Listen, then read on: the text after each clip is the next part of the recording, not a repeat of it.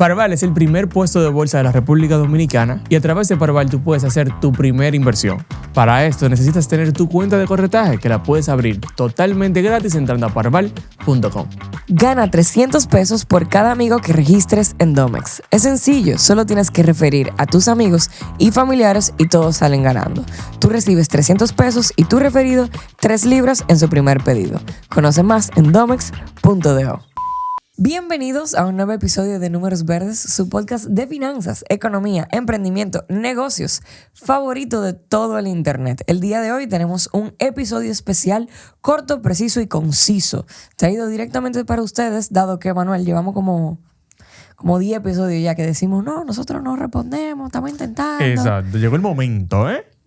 Ajá, y para que se sigan motivando. Claro, llegó el momento de responder preguntas que ustedes nos hacen a través de YouTube, a través de nuestro Instagram. Y entonces la idea es que de manera bien resumida y bien concisa respondamos estas dudas que ustedes tienen, porque es muy probable que otras personas que nos están escuchando, que nos van a escuchar, también tengan dudas parecidas. Así que el aprendizaje para ti, que no vas a ver el episodio completo por X o Y, es que motívate y sigue haciendo preguntas, porque vamos a hacer más episodios respondiendo tus preguntas. Así que comenzamos.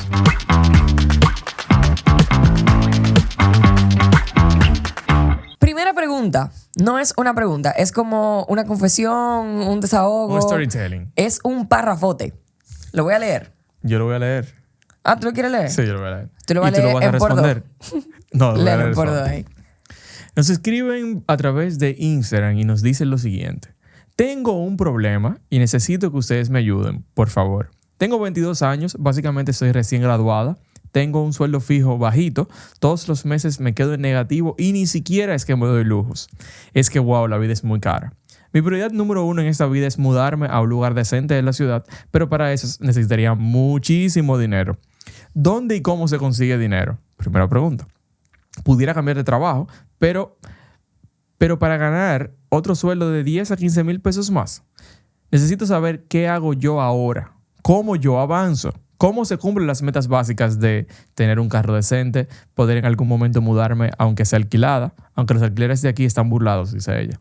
Más adelante comprarme un apartamento propio. Cosas que todo el mundo hace, pero que de verdad no entiendo cómo. No sé de dónde es que la gente está fabricando el dinero o avanzando en esta vida. Ok. ¿Qué respuesta tú le pudieras dar a esta chica? Creo que aquí hay varias cosas que podemos... Dale. Sí. Dale tú. Ok, la primera respuesta que yo le daría es una convicción muy personal. Sin embargo, yo puedo estar equivocada y la gente puede debatirlo en los comentarios si así lo prefiere.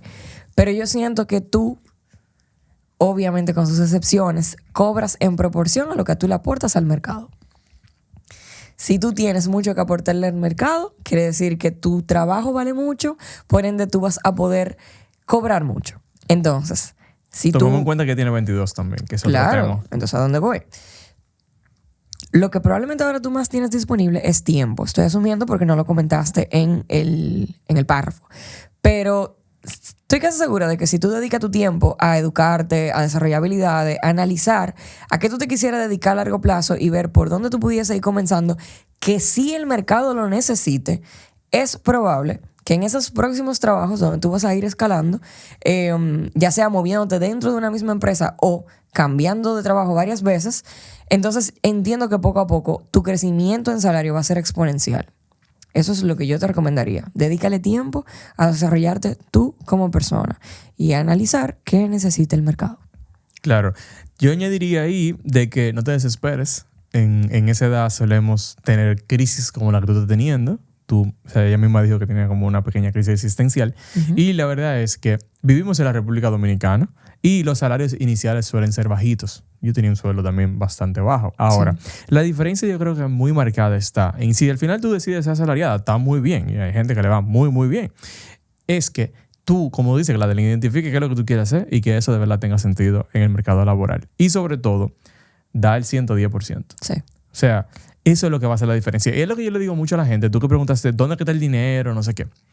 Es que si en tu empresa actual, una muchacha tan joven que tiene 22 años, digamos que tú vas a cumplir casi 23, todavía sigue siendo muy, muy joven, no te toman en cuenta y tú haces un buen trabajo, yo te aseguro que la empresa de al lado te van a ver y te van a querer contratar. 100%. Entonces, a veces nos sesgamos, y yo no voy a negar, a mí me pasó también en un momento de que yo estaba desesperado, ya no quería seguir en ese trabajo y demás, y sentía que no estaba creciendo, y nos desmotivamos, y eso se traduce en un bajo desempeño. Y ahí sí es verdad que va a ser difícil que otra empresa te contrate, o que la misma empresa te vean a ti con potencial de crecer. O sea que una excelente reflexión, creo, de inicio. Sí, claro. Pero mucha paciencia. enfoque y paciencia. Mucha Las cosas paciencia. llegan, ¿eh?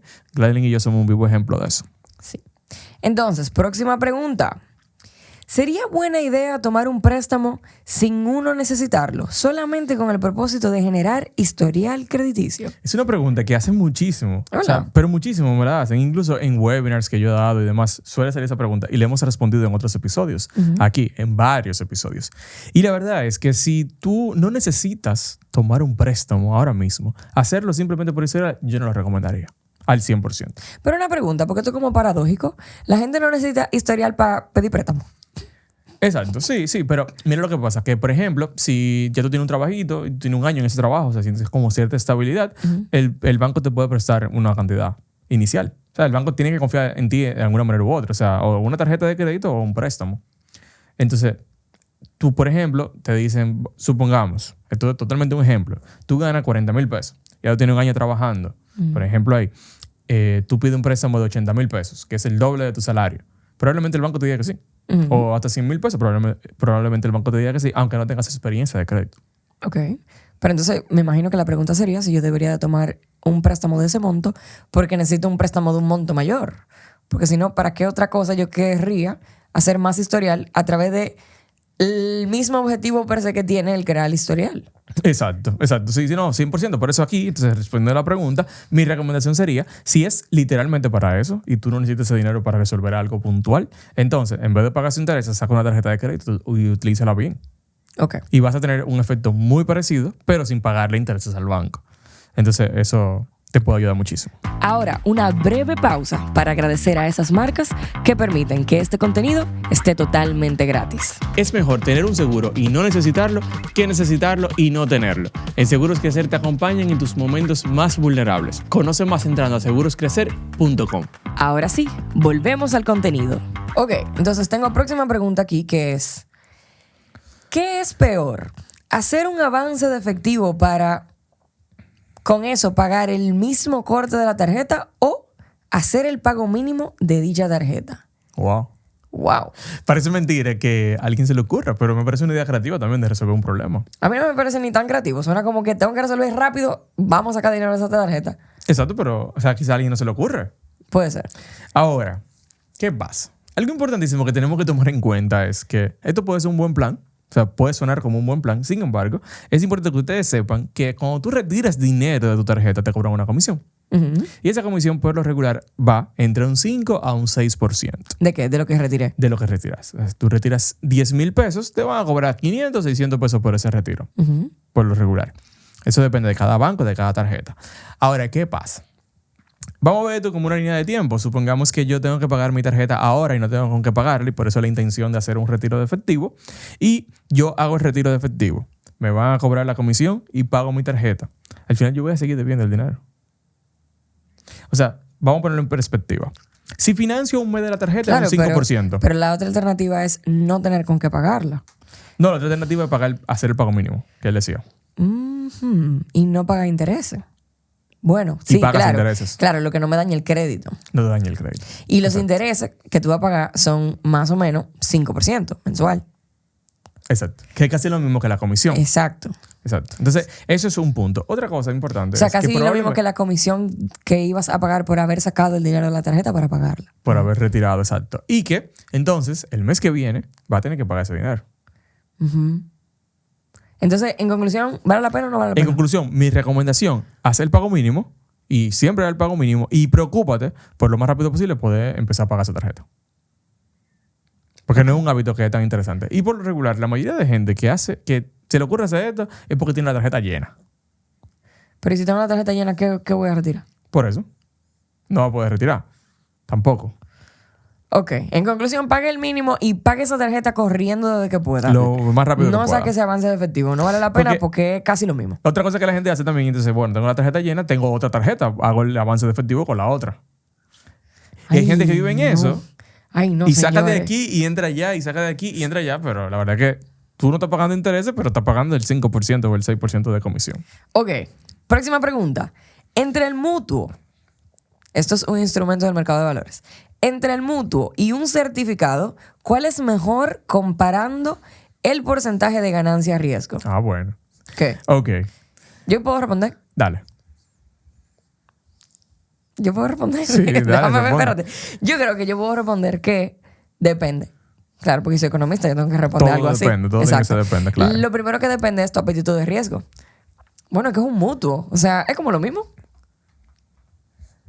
Yo creo que la única diferencia, a mi perspectiva, y tú me vas a completar si me falta alguna información, si hay algo que no está en mi foco, yo creo que la única diferencia sería que si pasa lo que sea, en el banco tú tienes un respaldo Exacto. de un Esa es la monto diferencia. específico. Claro. Y en el puesto de bolsa no. O sea, si se cae el mundo, el banco te devuelve el dinero y el puesto de bolsa no. Pero, o sea, tiene que caerse el mundo. Yo creo que lo último que a ti te va a preocupar fue... Bueno, no, ok, sí. Es lo mismo. Lo único que en el banco tú tienes una cantidad asegurada, que si pasa lo que sea, te la devuelven. En el puesto de bolsa no. Pero es muy difícil que estemos hablando de la misma tasa de rentabilidad, ¿o sí? Probablemente un mutuo sea un El poco más mutuo rentable. tiene un poco más de porque es rentabilidad. un poco más arriesgado. Y que también el mutuo no paga dando impuestos. A diferencia del certificado, que es un 10%, del mutuo tú no pagas el 10% de la ganancia de los impuestos. Sí. ¿No habíamos hablado de eso? ¿Qué? Sí. Porque, un paréntesis, con los mutuos, lo que pasa es que tú estás haciendo una compra o venta. No, Tú no estás generando intereses. Fíjate. Tú me estás relajando, ¿verdad? O sea, yo me vengo a enterar ahora, después de 100 episodios, que en el mutuo, o sea, el mutuo es Quizá el yo lo súper buyback. reciente, pero... Mutuo es el buyback estructurado, Mutuo es el estamos buyback. hablando de lo mismo. Sí. Mira lo que pasa. Se supone que tú pagas intereses sobre la ganancia. Tú pagas Ajá. impuestos sobre la ganancia, ¿verdad? Entonces, como tú... Sobre la ganancia de los intereses. O sea, Ajá. sobre los intereses, ¿verdad? Si yo invierto 10,000 pesos y me gané 1,000 pesos de intereses, yo pago el 10% de 1,000 pesos. Eso, así funcionan los certificados, así funcionan los bonos, menos Ministerio de Hacienda, que está exento en algunos bonos. ¿Qué pasa? En los mutuos, como tú no estás haciendo una ganancia de intereses, per se. ¿Por qué? Porque ¿cómo funciona un mutuo operativamente hablando? El puesto de bolsa tiene un bono del Banco Central y ese bono del Banco Central me lo van a vender a mí y me van a hacer un contrato de compra al plazo que yo quiero. O sea, el puesto de bolsa tiene el bono del Banco Central que se vence en el 2030 y yo lo quiero por 6 meses. Me vende ese bono a mí en 6 meses y ahí mismo me hace un contrato de que en 6 meses me va a recomprar ese bono a mí.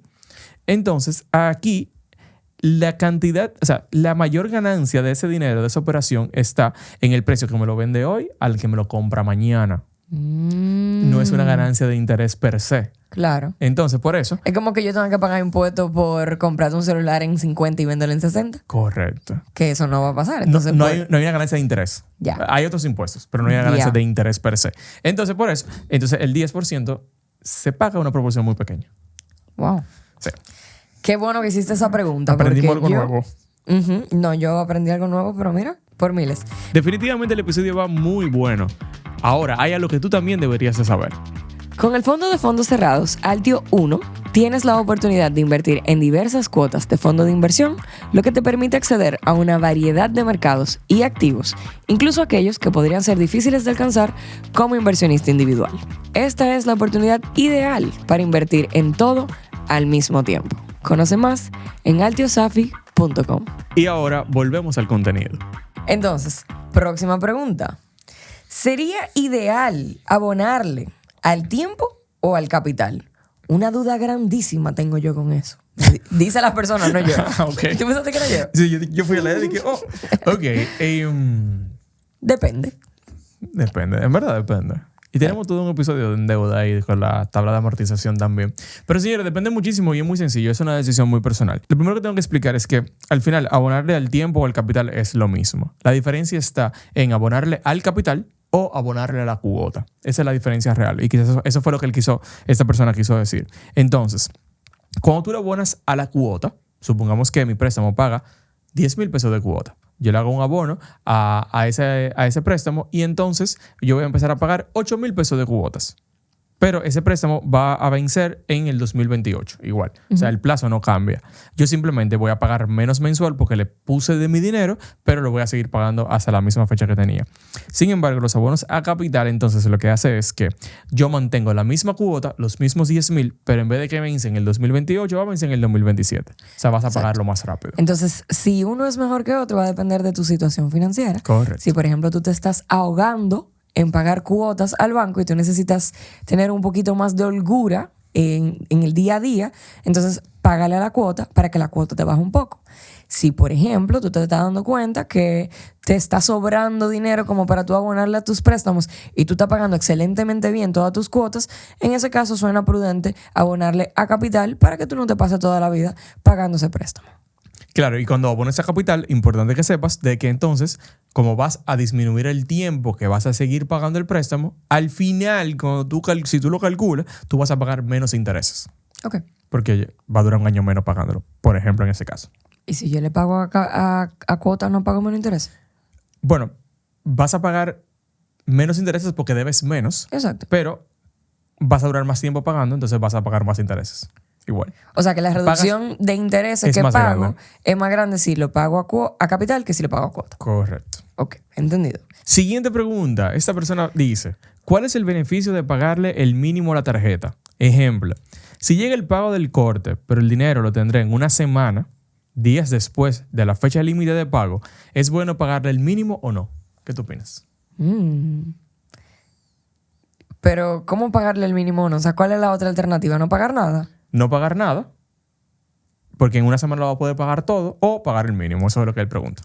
Lo ideal en ese caso sería pagarle al menos el mínimo en la tarjeta de crédito. Incluso creo que tú deberías de hacer todo un esfuerzo por conseguir el total de ese capital que tú tienes que pagarle a esa tarjeta al momento de hacer el pago. Porque realmente tú no vas a quedarte debiendo solamente lo que dejaste de pagar, sino que tú vas a terminar pagando intereses de el promedio de lo que usaste en ese corte. ¿Verdad que sí? Sí, claro. O sea que, aunque tú le pagues un poquito más del mínimo o muchísimo más del mínimo, pero un poquito menos del total de lo que tú debías, si te quedaste debiéndole $1 a la tarjeta, tú vas a pagar los mismos intereses que si nada más le hubiese pagado el mínimo. Entonces, uno, como regla básica, ley, tiene que pagar por lo menos el monto mínimo. Y dos, trata de pagar el saldo completo porque si no estás haciendo exactamente lo mismo. Claro, porque el beneficio puntual ahí no afecta a tu historial de crédito. Eso es muy importante. Uh-huh.